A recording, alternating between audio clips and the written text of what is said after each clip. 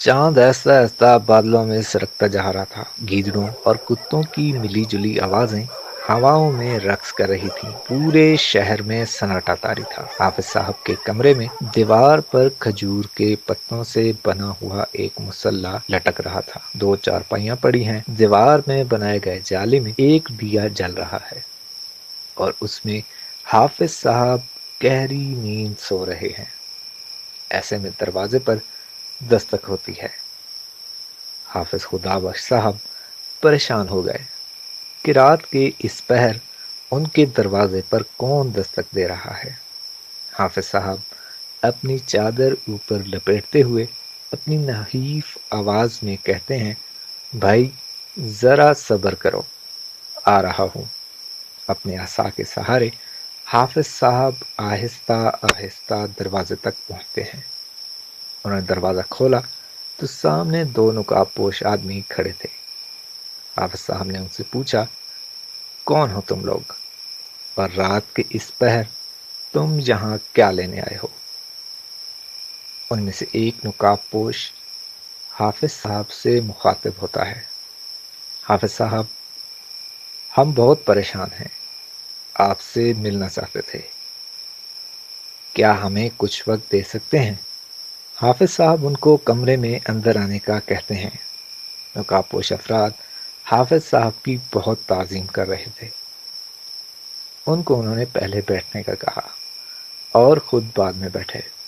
हाफिज साहब ने अपनी ऐनक उतारते हुए उनके चेहरों की तरफ देखे बगैर उनसे पूछा, तुम लोग कौन हो और रात के इस पहर क्यों मुझसे मिलना चाहते थे?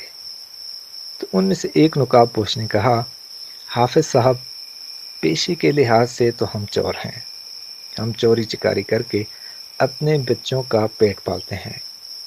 हमने सुना है कि सदर ज़िया मुल्क में शरीयत नाफिज करने के लिए कोई इक़दामात कर रहे हैं। इस वजह से हम दोनों बेहद परेशान हैं। आपसे रहनुमाई लेने आए हैं। अगर ज़िया साहब मुल्क में शरीयत नाफिज करने में कामयाब हो जाते हैं तो शरीयत में चोरों की क्या सज़ा है? क्योंकि आज तक हम चोरी चिकारी में दर्जनों बार जेल जा चुके हैं, लेकिन कुछ ही अरसे बाद हम बाहर आ जाते हैं। शरीयत में तो सुना है बहुत सख्त कवानीन हैं। अगर शरीयत नाफिज हो जाती है तो हमारा क्या बनेगा? हाफिज साहब बड़ी इन्हमाक के साथ गुफ्तगू सुन रहे हैं और हाफिज साहब को यकीन था कि ये बेशक आदि चोर हैं, लेकिन इनके दिलों में खौफ खुदा ज़रूर मौजूद है।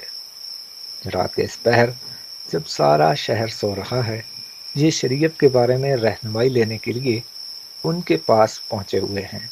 हाफिज साहब ने उस नकाबपोश के कंधे पर हाथ रखा और कहा कि सदर ज़िया ने शरीयत का ऐलान कर रखा है।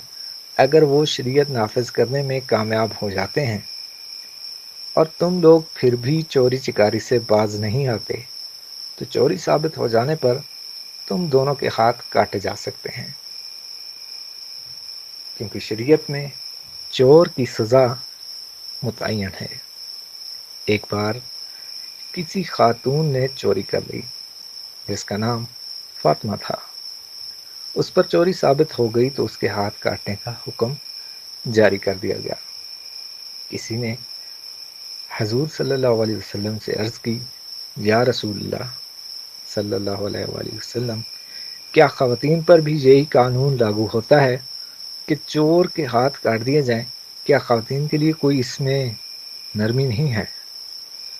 तो हज़रत मोहम्मद सल्लल्लाहु अलैहि वसल्लम ने जवाब दिया कि इस फातिमा की जगह अगर मेरी बेटी फातिमा भी होती तो उसके लिए भी यही कानून होता। दोनों चोर हाफिज साहब की गुफ्तगू हमतन गोश होकर सुन रहे थे। इस दौरान वो बार बार अपने हाथों को देखते हैं। हाफिज साहब का जो अंदाज़ बयान था वो उनके कानों के जरिए उनके दिलों में उतरता चला जा रहा था। रात का दामन आहिस्ता आहिस्ता सिरक रहा था। चोरों की आंखें भीग रही थीं। हाफिज साहब ने कहा, सदर ज़िया काश ये काम कर जाएं। अगर वो ये निज़ाम पाकिस्तान में नाफिज कर देते हैं تو یہاں کوئی غیر قانونی کام نہیں ہوگا۔ چوروں کے ہاتھ کاٹ دیے جائیں گے، زانیوں کو سنسار کر دیا جائے گا، قاتلوں کے سر قلم کر دیے جائیں گے۔ ملک میں امن و امان ہوگا، ہر شہری کو انصاف فراہم ہوگا۔ اتنے میں اللہ اکبر کی صدا بلند ہوتی ہے۔